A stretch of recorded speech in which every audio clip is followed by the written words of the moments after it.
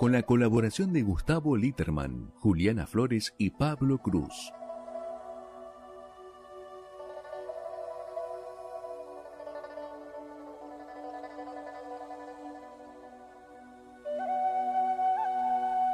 Buenas noches, amigos, amigas. Un nuevo programa de A la Luz de Krishnamurti en nuestro ciclo 2024. ¿Qué tal, Pablo? ¿Cómo andás? ¿Qué tal, Horacio? Buenas noches. Muy bien. ¿Qué tal, Julie? Hola, buenas noches. A ver, prepara tu voz. Hola, buenas noches. Espero que esté un poco más alta mi voz esta noche. Bueno, tenemos una invitada especial, María Isabel Botero, psicóloga, con la que vamos a desarrollar seguramente varios temas, pero centralmente la idea que hemos compartido con ella es fijarnos en la cuestión denominada la atención plena o como lo quieran llamar, pero que se vincula a esa capacidad que muchas veces tenemos escondida, que tenemos en potencia, que es la capacidad de observación, pero una observación muy particular que seguramente vamos a poder desarrollar con ella. Así que te saludamos. ¿Qué tal? Buenas noches. Hola, muy buenas noches. Gracias por estar acá, por invitarme. Me encanta este programa y A la Luz de Krishnamurti tiene mucho que aportar para el desarrollo de conciencia y el bienestar y la salud de todos los seres humanos que tenemos ese privilegio y ese derecho divino de nacimiento. Bueno, vamos a empezar. A mí me gustaría recordar una pequeña anécdota, que no la voy a recordar textual porque no está dentro de mis virtudes, pero que tiene que ver con Krishnamurti, que él iba en un coche con unos intelectuales hablando sobre la observación, la concentración, la capacidad de ver lo que el resto no veía, y todo el mundo iba conjeturando sobre diversas doctrinas que se vinculaban a esa supuesta cualidad del ser humano que abandonaba, y críticamente hablaban sobre la dispersión del ser humano, bla, bla, bla, bla. Y uno en particular, que era el que conducía, era el que más, desarrollaba verbalmente su postura, y en un momento dado Krishnamurti le dijo: espera, porque tendrás que dejar el discurso de lado de la observación, porque casi pisas a una cabra. Y esto que tiene que ver seguramente con la simpleza que vamos perdiendo en la observación, lo vamos a traer como llave para empezar a hablar con María Isabel, porque creo, y creo que también lo comparten mis compañeros de ruta, que en la medida que vivimos más simplemente, quizás sea más fácil acercarnos a aquello que se llama la atención plena, porque se observa que el desarrollo intelectual en exceso, en desequilibrio con otros elementos que tienen que ver con nuestra psiquis, muchas veces entorpece la capacidad de observación. Así que le voy a dar con esta excusa la palabra a María Isabel para que empiece por esa punta, y seguramente vamos a ir desarrollando muchas cuestiones conexas a esto que introduje. Así que te doy la palabra. Claro, Horacio, muchas gracias. Me encanta la analogía en la medida en que vivimos en una sociedad tan acelerada, tan ansiosa, que nos ha hecho creer que tenemos la capacidad de hacer varias cosas al tiempo sin cuidar primero dónde estamos, la observación del contexto, el escucha al otro, una escucha compasiva y pausada. Me encanta Krishnamurti cuando habla porque hace pausas entre frase y frase. Claro. Cosa que hoy en día no se usa, porque si tú haces un silencio, cualquiera salta en la mitad a hablar de cualquier cosa. Entonces, esto de centrarnos en lo que podemos hacer, en lo que debemos hacer, en lo que nos gusta hacer, porque la atención no es algo infinito, sino que gracias a Dios, porque realmente si uno pusiera atención a todo no podría casi que ni concentrarse ni estar en paz. Entonces, centrar nuestros estímulos para observar de una manera profunda y detallada, con calma, sin juicios. Esto del sin juicios es muy importante en la atención plena o mindfulness, que vamos a desarrollar este tema hoy, en la medida en que uno se debe enfocar en el aquí y el ahora, sin juicios ni críticas, y para eso mi mente, mi cuerpo, mis emociones tienen que estar acá presente, porque si no, ¿cómo voy a escuchar lo que tú me estás diciendo entre líneas? ¿Cómo voy a entender la queja de mi hijo? Si lo que quiero es callarlo y regañarlo, retarlo, porque no me gusta cómo está respondiendo. Claro. ¿Qué vínculo tiene para vos el juzgamiento implícito que está siempre en nuestro inconsciente con la dispersión y la incapacidad de observación? A ver, te lo voy a simplificar un poquito más. Generalmente cuando estamos hablando con alguien, estamos en una charla o estamos en un debate, perdón, lo que ocurre es que el que está hablando está esperando que el otro termine para retrucar lo que está manejando. Y por lo tanto, su discurso en general es reactivo.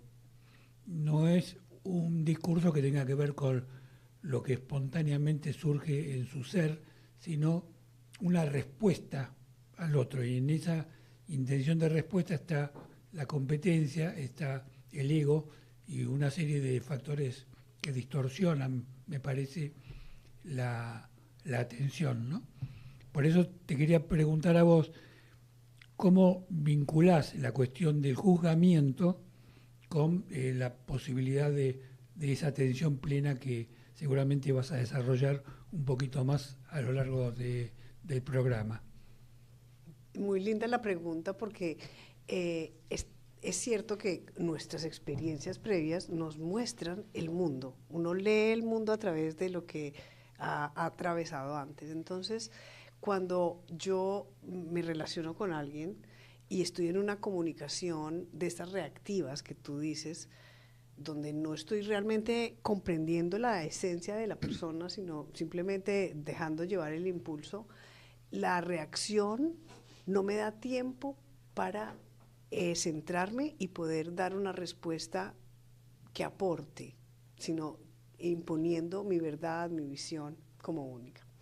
Entonces, el juzgamiento en el mindfulness es muy importante porque nos quita la posibilidad de abrir mi mente, mi corazón a lo que está aconteciendo en el momento aquí presente. Puede que me guste o no, Pablo, puede que no esté de acuerdo, pero está muy bueno, porque cuando uno tiene la posibilidad de darse cuenta de que qué es lo que está pasando, qué me hace ruido, a qué quiero responder rápido, a decir, no, así no es, yo tengo la verdad. ¿Qué pasa con eso? Poder hacer una pausa y entender qué me pasa a mí, por qué tengo ese prejuicio, qué me disparó esto y cómo puedo hacerlo de una manera pues más saludable para que aporte a la comunicación. Vos fíjate que lo clave, ¿no? Que es esto que estás contando, porque te habla de una oportunidad de aprendizaje, pero un aprendizaje para adentro.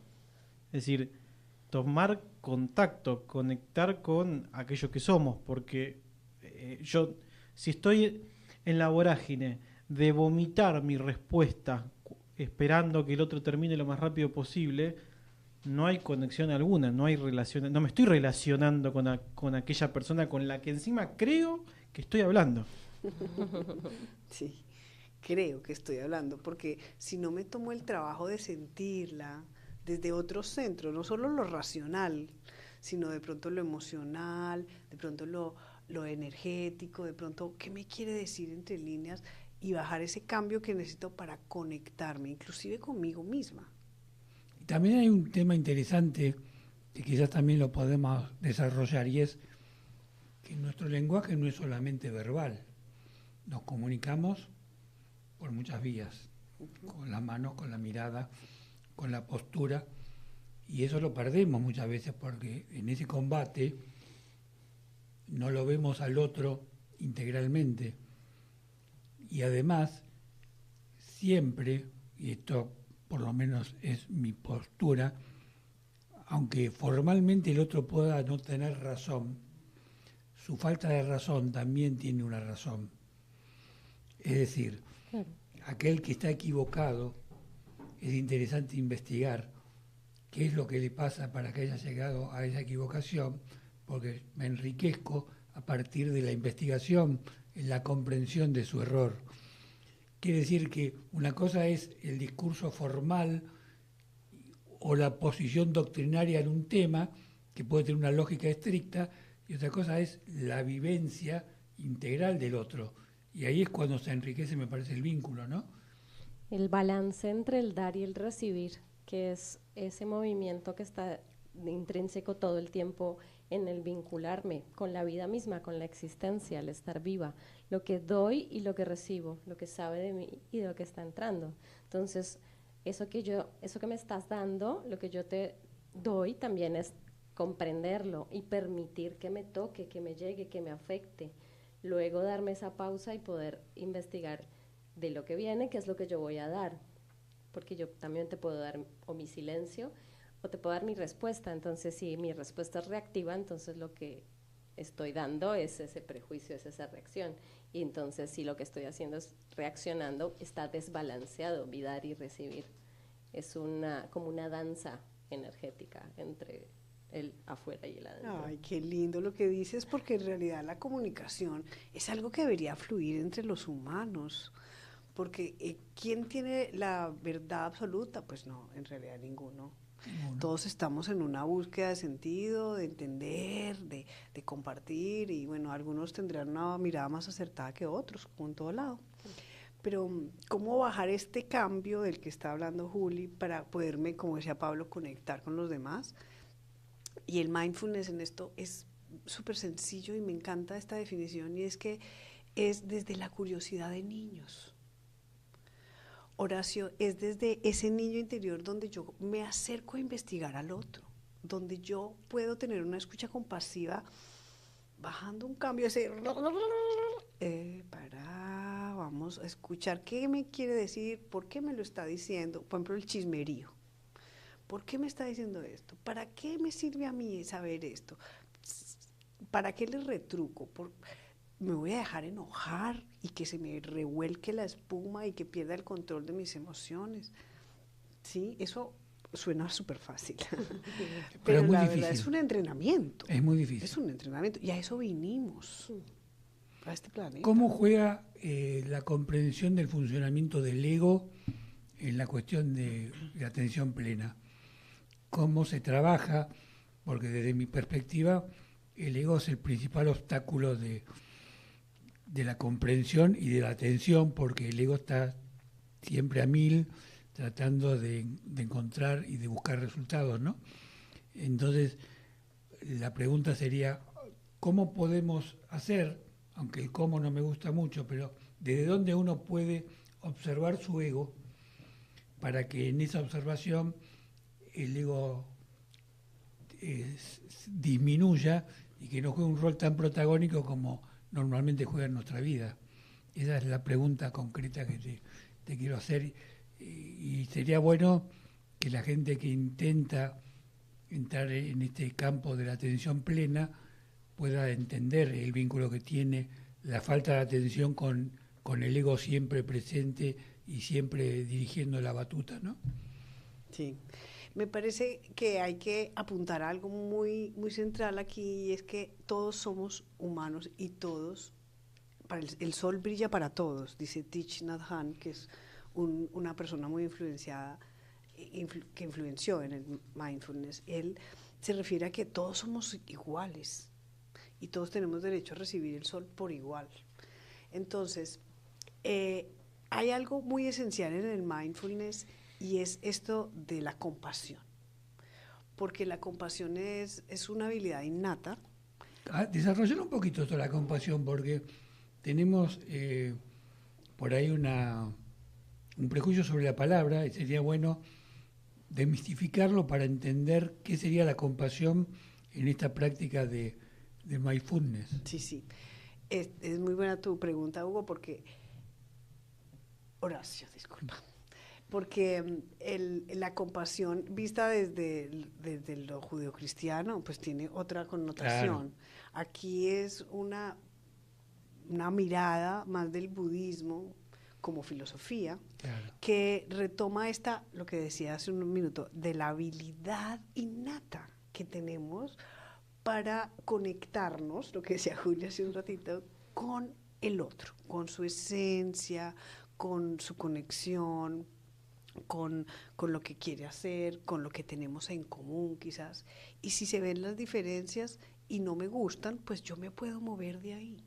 No estoy estática en el lugar que no me gusta, que no me siento cómoda, que me siento mal.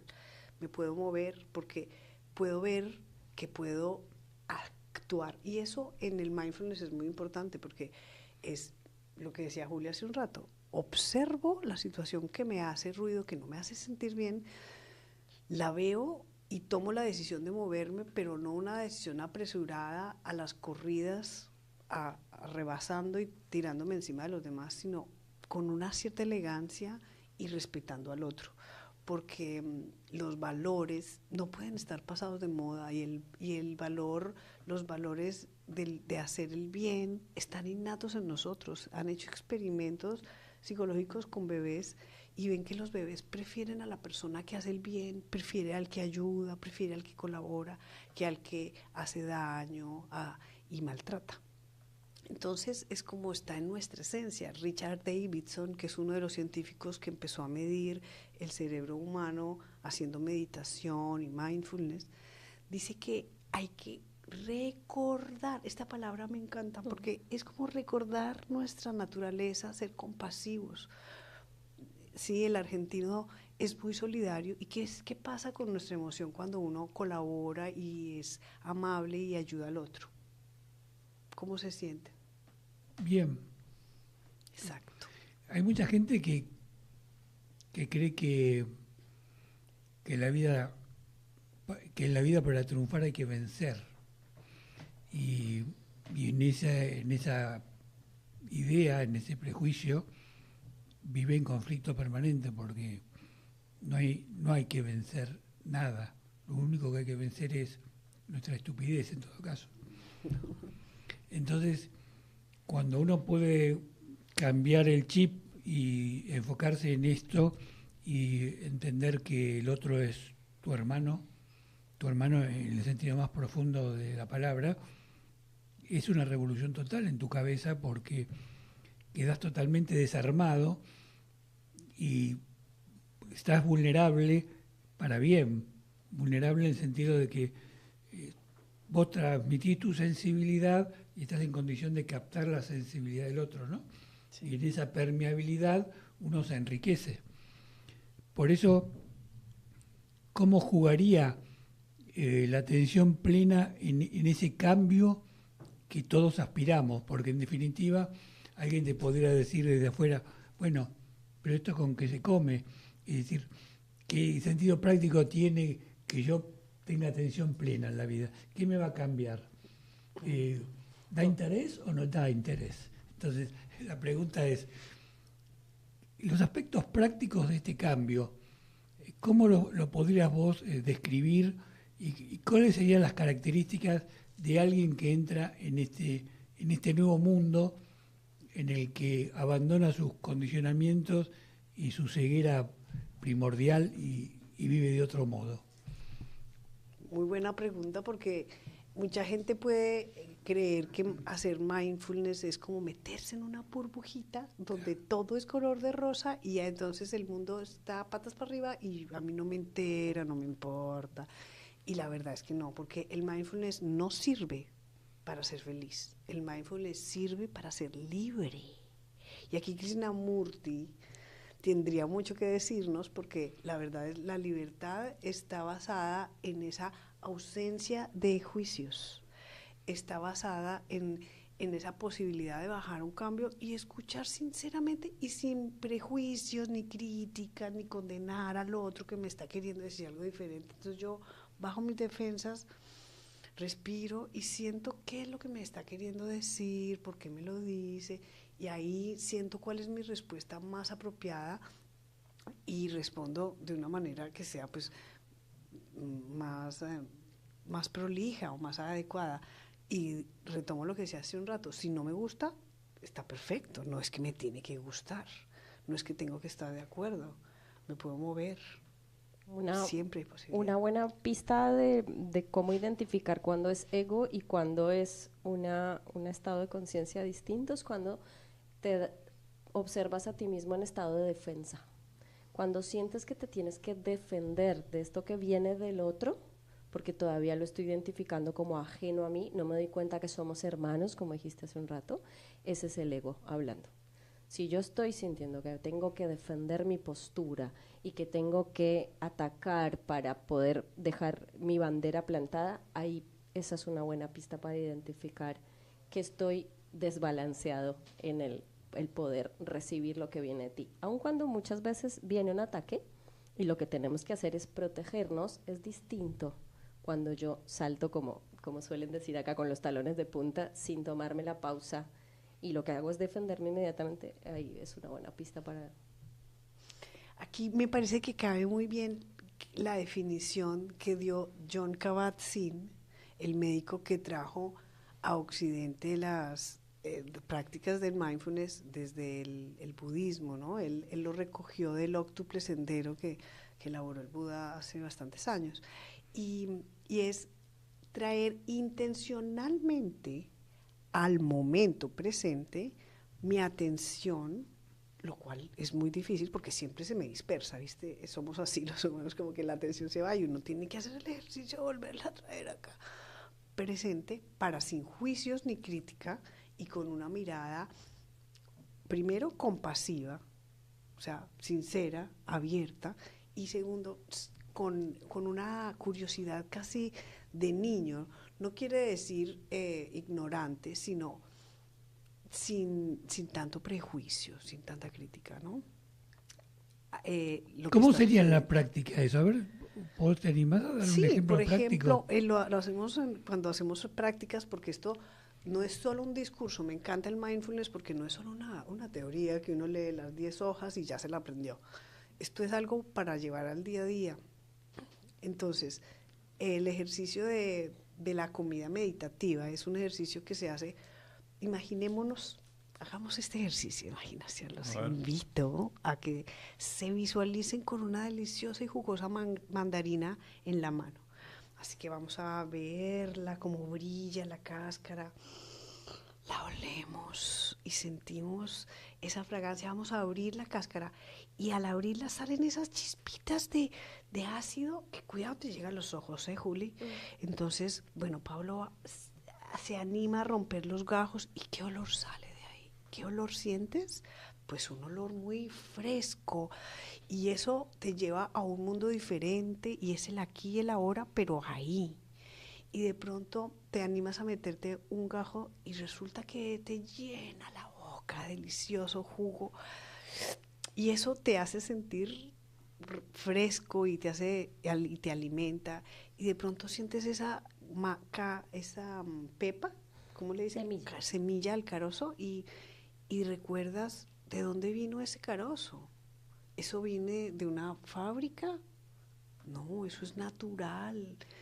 ¿Y de qué árbol llegó? Y te visualizas el árbol y visualizas las raíces del árbol y estás conectado con esas raíces con curiosidad, sin juicios, y abriéndote a esa realidad aquí y ahora. No está el árbol de mandarina al lado, pero tú te sientes conectado con él porque pudiste compasivamente bajar un cambio y relacionarte desde una energía amorosa. Eso es un ejercicio de mindfulness que nos invita a comer despacio. En el mindfulness se invita mucho a hacer actividades lento, porque el apuro nos quita esta capacidad de la hora. Exacto. Y de observación. Claro. La otra vez, creo que le decía a Juli, si no me equivoco, que yo creía que alguien que tenía la sensibilidad de percibir la naturaleza nunca podía ser malo. Y me pregunté después por qué había dicho eso, y creo que el problema de la maldad, aunque me estoy yendo un poco del tema, pero indirectamente tiene que ver, es que el ser humano que se pervierte vive en un mundo de ideas, un mundo de objetivos, de imposición y de derrota del otro, y en ese mundo de ideas trata de imponerse y de derrotar al otro. Y eso es como una bola de nieve que lleva al dominio, a la injusticia, a la muerte, a la guerra, y la historia de la humanidad es la historia de la ignorancia.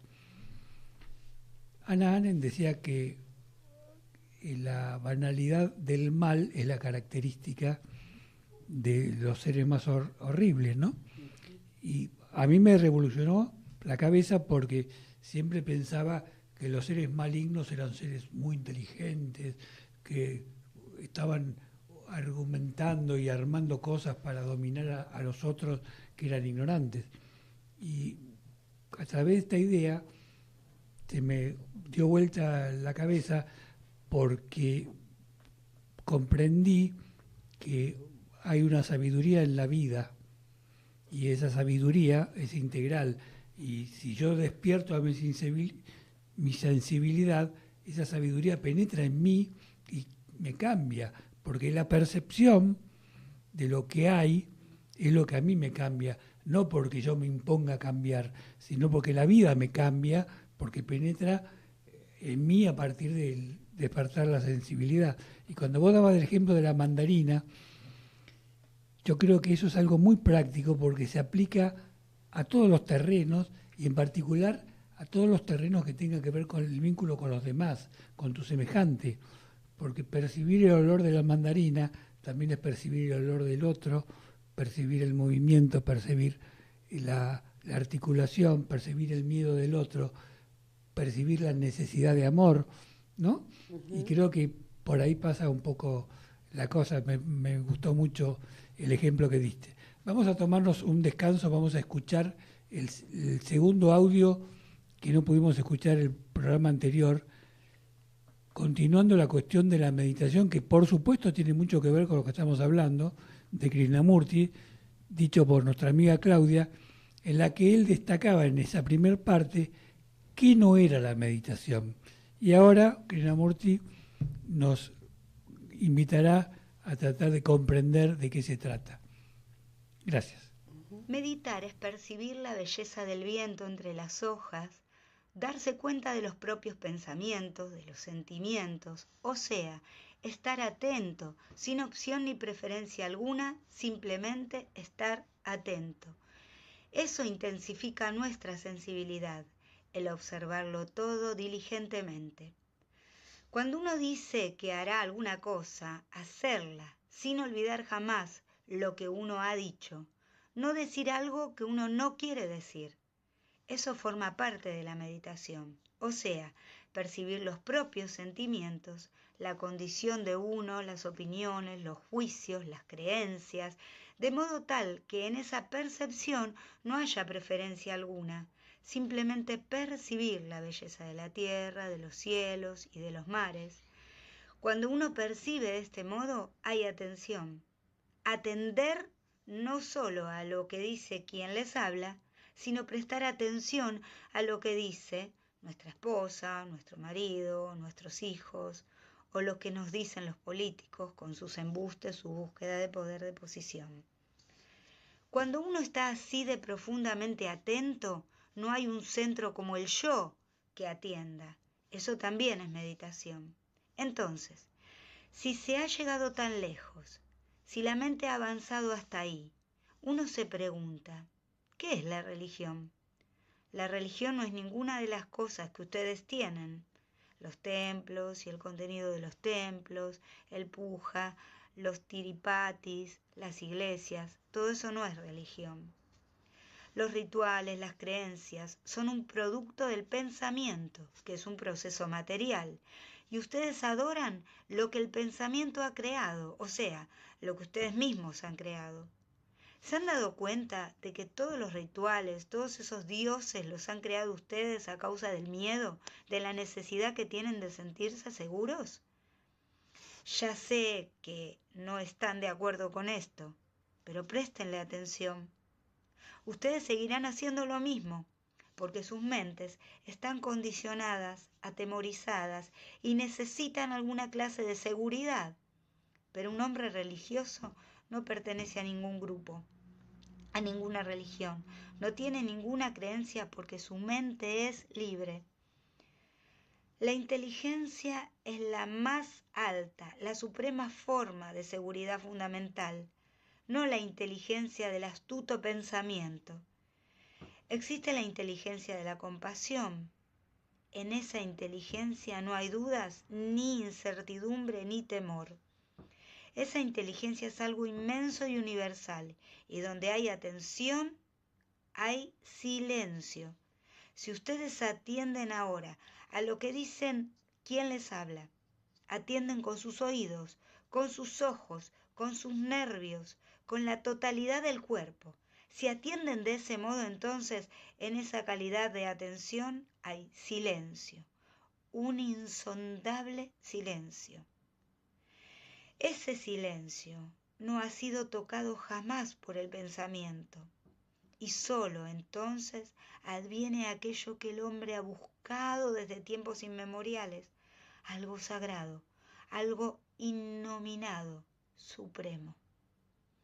Es sólo esa mente que está tan completamente libre de todos los afanes de la vida, es sólo una mente así la que puede encontrar lo supremo. Eso significa meditación, que es la expresión de la actividad cotidiana. Madrás, 2 de enero de 1983. La mente que no mide. Editorial Edasa, Barcelona. Bueno, muchas gracias, Nico. Como les decía, tiene un vínculo directo con la atención, y él, con muchas mejores palabras que las mías, nos acerca a ver que hay una inteligencia que está más allá de nosotros, a la que podemos recurrir para poder vivir mejor, y no es la nuestra ni la del vecino, sino que es la inteligencia de la vida, ¿no?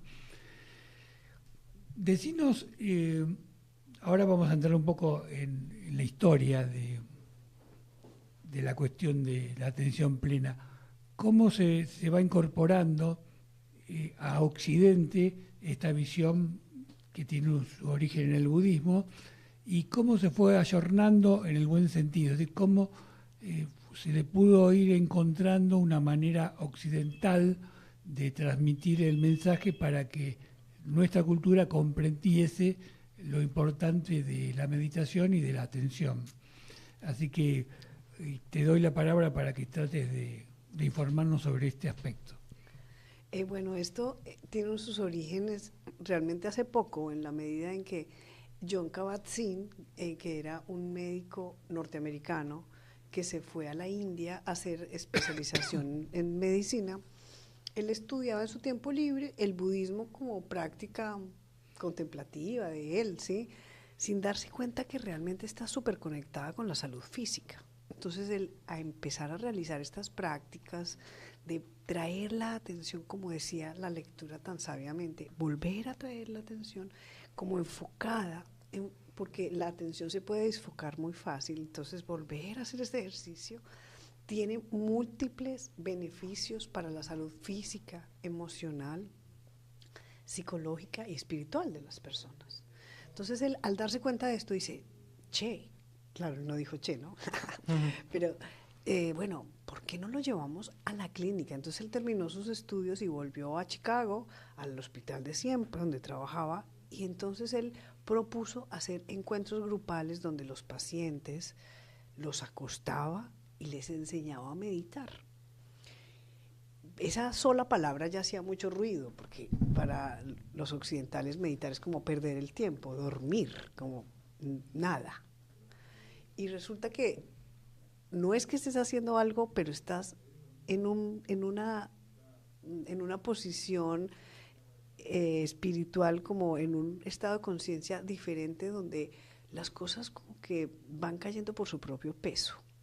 Entonces empezó a realizar estas prácticas con los pacientes y empieza a cambiar la percepción de ellos mismos, empieza a cambiar el estrés crónico, empieza a tener cambios favorables en su salud y en sus procesos terapéuticos. Entonces, ahí empiezan a decir, ve, pero ¿esto qué? Entonces dicen, no, es que esto baja el estrés. ¿Sí? Como si bajáramos el volumen y subiéramos a la cumbia, entonces ahí ya como que... Pero resulta que es una nivelación más, el ecualizador interior, en donde de pronto encontramos como que estamos a gustos con esa calor y esa conciencia de adentro, como cuando uno está en silencio, cómodo con uno mismo, sin preocupaciones. Que son pocas las veces, lamentablemente, en Occidente. La gente está, en general, incómoda con él mismo, o con ellos mismos, ¿no? Y con el silencio. Y el silencio es molesto. Sí. Es un problema ese. El tema quizás es como huevo y la gallina, porque si vos tenés que hacer que la persona esté en silencio, pero si le molesta el silencio, por ahí se escapa del silencio.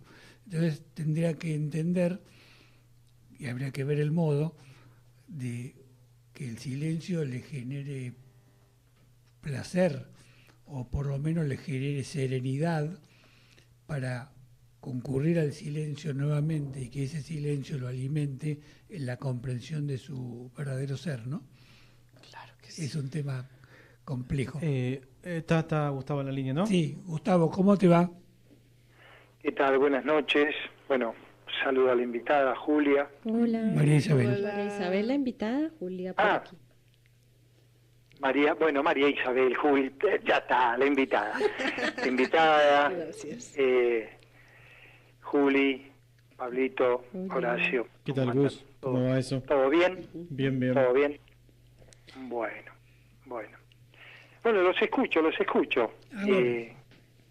Estábamos justamente hablando sobre cómo lograr, aunque la palabra, como vos sabés, no nos gusta mucho, pero hay que buscarle un modo, que una persona que se acerca por primera vez a la meditación y a la aspiración de la atención plena, se sienta cómodo en el silencio, ¿no? Que a veces tan molesto el silencio para la conciencia de nosotros, ¿no? En tu experiencia terapéutica, es complicado, ¿no? Para aquel que no pudo acercarse en otro momento previamente a una meditación o al yoga, a prácticas que te familiarizan con eso, hacer que el silencio sea tu hermano y no sea tu enemigo, ¿no? Qué linda pregunta, porque a veces estas cosas tan elementales como que se pierden en la gran ciudad. Me parece que la práctica de la meditación la puede realizar cualquier ser humano, tenga la edad que tenga, los prejuicios, el color, la religión, no importa, ¿sí? Porque va mucho más allá de los dogmas o de los hábitos que uno tenga. Es como cualquier hábito saludable nos hace bien, entonces, pues ¿por qué no lo empezamos a implementar? ¿Cómo? La pregunta de cómo, la respuesta es re sencilla. A ver, prepárate, bueno. es re sencilla. Es practicar y practicar y practicar. Y aunque no tengas ganas, practicar. Y si está lloviendo, practicar. Y si estás apurado, más práctica. ¿Sí? Y ahí se puede empezar, se recomienda empezar con meditaciones breves, ¿sí? Y no acostumbrarse, esto también lo aprendí hace poco y me encantó, porque no acostumbrarse que uno solo medita cuando tiene el cuenco o cuando pone la musiquita no sé qué. Claro, es lo externo eso ya. Claro. Es algo que acompaña, pero no es el eje. Exacto, y además el YouTube nos ha mal acostumbrado a que pongamos la meditación guiada y hacen el trabajo por nosotros. No. La idea es que cada uno tenga sus propias pues fortalezas y que se vaya ahondando. Lo que pasa es que hay muchos tipos de meditación. Entonces es muy fácil confundirse, empezar con una meditación de colores y después visualizar el paisaje no sé qué y después sentir No, uno debería empezar, como decía Gurdjieff, primero con el cuerpo físico. primero, siente tu respiración, que en el mindfulness es básico, la respiración, porque es el polo a tierra, lo primero que hacemos al nacer y lo último antes de morir. La respiración es lo que conecta cuerpo, mente, emociones y espíritu, la respiración. Entonces, entiendo cómo entra y sale tu atención y el ancla de la nariz o los pulmones. Después puedes sentir tu cuerpo físico. Yo te pregunto, ¿tú sabes y puedes sentir tus dedos del pie izquierdo? Bueno, una de las cosas que yo aprendí con un muy buen profesor de yoga era observar mi cuerpo desde mi mente. Y lo aprendí y para mí fue una revolución, porque hasta ese momento yo no tenía la capacidad de ver mi dedo gordo desde la cabeza, porque estaba disparado a la acción sin ser consciente en un sentido integral del cuerpo. Sí. Y la integración del cuerpo con la mente hace también a la comprensión de tu condición humana, ¿no? Y Gustavo sabe bastante de la enseñanza de Gurdjieff, así que por ahí puede aportar algo sobre esta introducción que ella hizo y la relación que tiene con la meditación. No sé si querés agregar al respecto algo, Gustavo. La danza sagrada de Gurdjieff, que realmente creo que fue una revolución, porque hoy todos estos bailes que vemos de estos chicos jóvenes que son espectaculares, con movimientos que son levógeros y distrógeros al mismo tiempo. Gurdjieff ya lo empleaba en los años 30, ¿no? Esa obra tan incomprendida de la danza de los magos, ¿no? Donde están las dos polaridades. Los magos de Shambhala y los magos de Agartha. Pero en definitiva se trabajaba con ese movimiento al mismo tiempo de distintos giros y de distintos ángulos que únicamente se pueden realizar cuando la mente está detenida. No hay otra forma. No solo eso, sino que cuando se realiza la danza sagrada o las danzas de Gurdjieff, vamos a sacar el sagrado porque no viene al caso, la mente después queda absolutamente en una quietud muy interesante. Pero bueno, es una experiencia que lógicamente hay que tener, ¿no? Y en relación a esta visualización que hablaba María, Sí. Del dedo del pie izquierdo, habría que llevarlo mucho más profundo y tratar de ver la energía que, por ejemplo, catapulta a estas ansias que siempre tenemos en forma de arquetipos, porque ya ni siquiera alcanza con ver estoy ansioso y por qué estoy ansioso, sino llegar a tener una cabal observación de la calidad de energía que está haciendo que ese arquetipo pase, llamémosle, de la sombra a la luz, es decir, lo tengo internamente y de repente aparece, como dijo nuestra compañera invitada hoy, aparece en este llamado ahora de moda aquí y ahora, ¿no? Que sería en el instante, porque ahí realmente es cuando esa observación, ¿no?, que surge de ese budismo del sur, ¿no?, el vipassana, se hace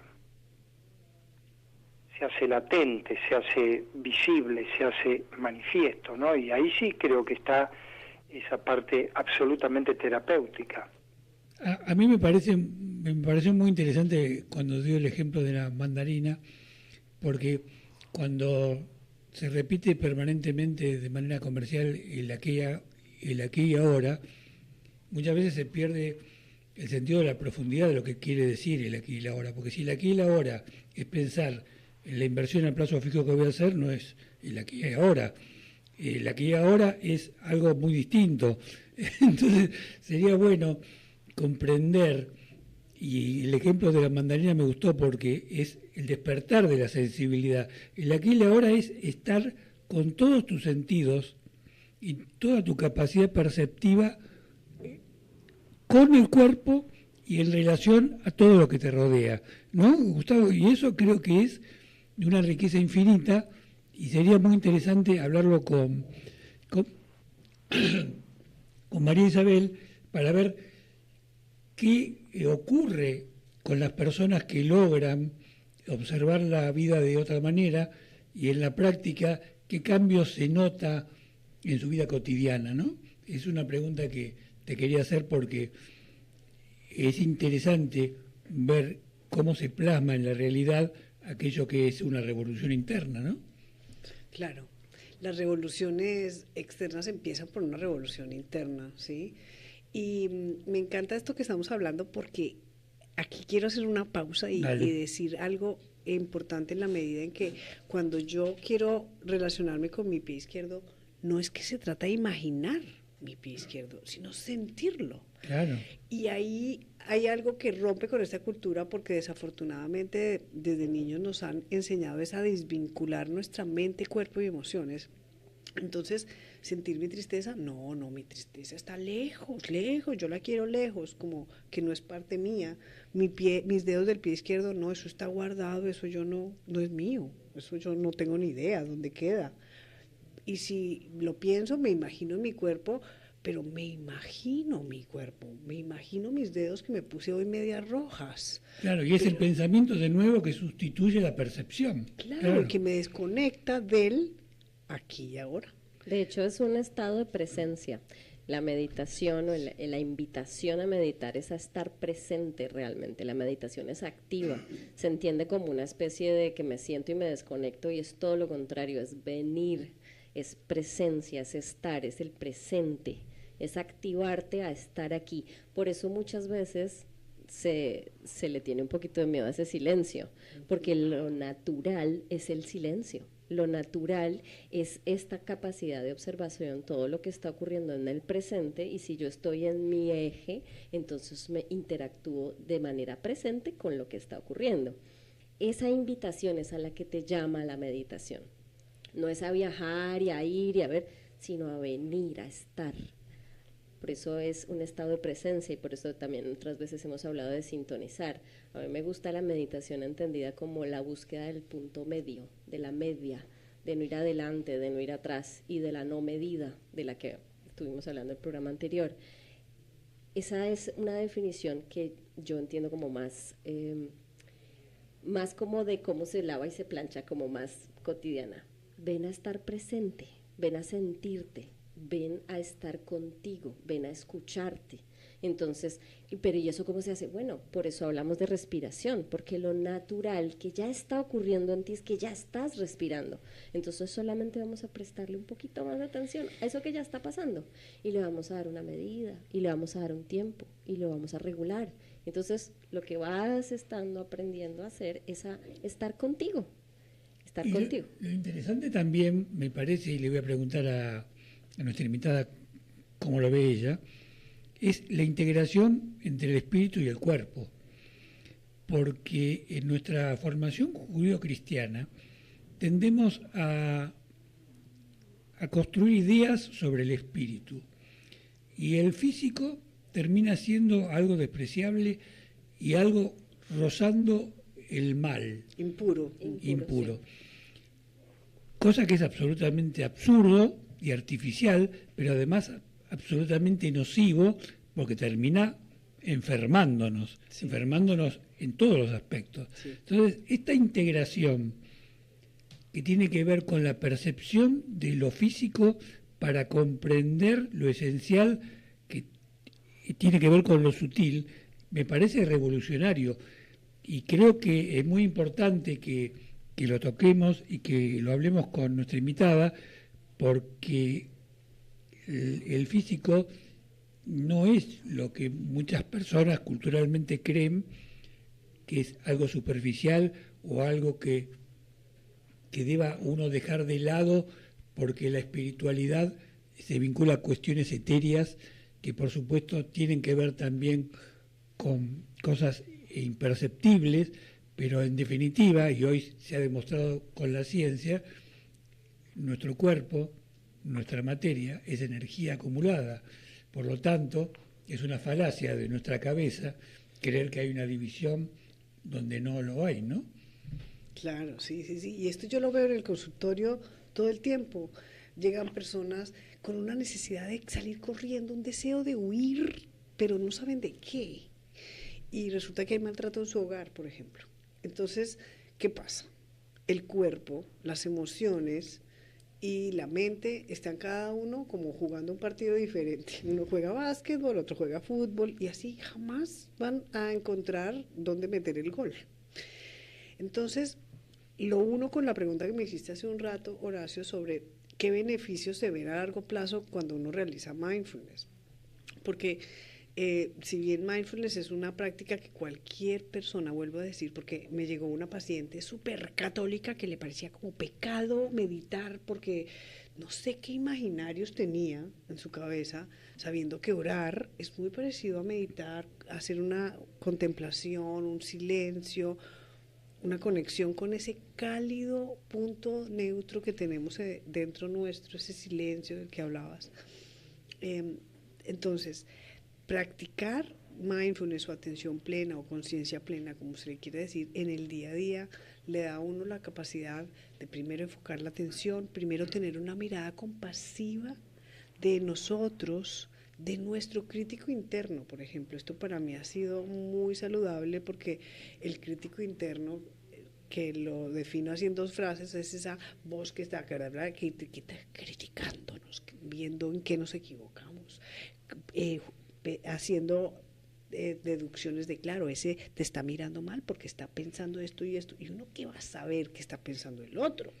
Puro invento de mi cabeza, pero claro. El crítico interno se mete a herirme en los puntos débiles, en mis inseguridades, en mis, de pronto, falacias que me dejaron la crianza, vacíos emocionales, y está bueno verlo porque con compasión yo puedo de pronto escuchar mis pensamientos, ¿sí? Y empezar a separar como lo que vale de lo que no vale, el trigo del yuyo. Discernir. Y esto es un entrenamiento, volvemos a esta palabra. Es una disciplina. Un amigo en común que teníamos con Gustavo y también con Pablo decía que en las reuniones que teníamos hablando e investigando sobre la enseñanza de Krishnamurti era como ir a un gimnasio, porque ejercitábamos nuestra mente, nuestra estructura interna para cambiar nuestros hábitos que tienden a privilegiar el ego en la acción humana. Y justamente practicando como ella nos invita a hacer, uno va dejando esos vicios, porque incluso hablando de eso que se fue comprobando a través de la ciencia con los aparatitos en la cabeza, se descubrió ya hace bastante tiempo que nuestros hábitos van marcando surcos en el cerebro, sí, y que esos surcos son los que nos llevan a los hábitos y a la comodidad del hábito, porque mentalmente es mucho más fácil repetir las conductas que parar la pelota y cambiar la estructura, y eso es un esfuerzo, uno lo tiene que aceptar, porque cambiar y dejar de lado todos nuestros condicionamientos es un gran desafío, no es fácil. Tampoco hay que simplificarlo, decir, bueno, a partir de mañana los pajaritos, vemos las florcitas, no. Uno tiene que ver sus bajezas, sus partes oscuras, todas las macanas que hizo en su vida, y no juzgarlas, pero comprender los vicios que lo fueron llevando a sus errores, ¿no? Y eso es un tema también arduo. Y creo que también un poco invitando a la gente en estos últimos 2 minutos a ser realistas. Vale la pena, pero también es un desafío que tiene sus aristas un poco complejas y sus vaivenes, ¿no? Sí, de acuerdo. Con decirte que es un ejercicio contra natura, meditar, porque siempre queremos estar ocupados y hay mucho que limpiar y hay mucho que hablar y mucho Netflix que ver, pero la verdad es que si uno saca este músculo, porque es como un músculo que se ejercita y se fortalece, de meditar, de tener espacios de contemplación, de silencio y de preguntarse, ¿esto me hace sentido? ¿Esto es real? Todas esas preguntas, porque dudar de lo que es obvio va en contra de nuestra naturaleza humana, que como tú dices, siempre vamos por el riel repitiendo todo. Y esto es un entrenamiento que se hace con disciplina y yo los quiero invitar a que lo hagan con amor, porque cuando sabemos los beneficios que esto nos va a traer a presente y a futuro, a nosotros, a nuestra familia, a nuestro trabajo, pues vamos a hacerlo con más dedicación y con ganas, y hay veces en que es más fácil meditar que otras, no siempre es igual, y entonces se necesita reforzar esta disciplina con amor. Yo quiero hacer una invitación a una observación permanente y diaria, un poquito en contradicción, pero en la misma línea, y es que si observamos nuestros hábitos, y eso que tú hablaste de los vicios, y si nos detenemos un poquito a ver hacia dónde nos está llevando nuestra intuición, por ejemplo, el que fuma, que siente la necesidad de ir a fumar, si lo observamos detenidamente, su cuerpo está queriendo respirar y se está tomando un momento de meditación, pero lo que está haciendo es entendiéndolo diferente. Y eso pasa con muchos de los hábitos, de lo que hacemos cotidianamente. Ir a ver la serie compulsivamente es porque necesitamos desconectarnos y estar un momento con nosotros mismos, pero lo estamos haciendo de una manera particular. Bueno, muchas gracias. Nos quedamos sin tiempo. Le vamos a agradecer muchísimo a nuestra invitada. Hemos pasado un rato muy agradable y muy fructífero. Esperemos que se repita y lo saludamos a Gustavo. Chao, Gustavo, hasta luego. Buenas Nos noches. vemos, Buenas hasta luego. noches. Buena semana. Síganme en las redes sociales como María Isabel Botero de Semillas de Bienestar. A la luz de Krishnamurti, mi único interés es hacer que los hombres sean absoluta e incondicionalmente libres.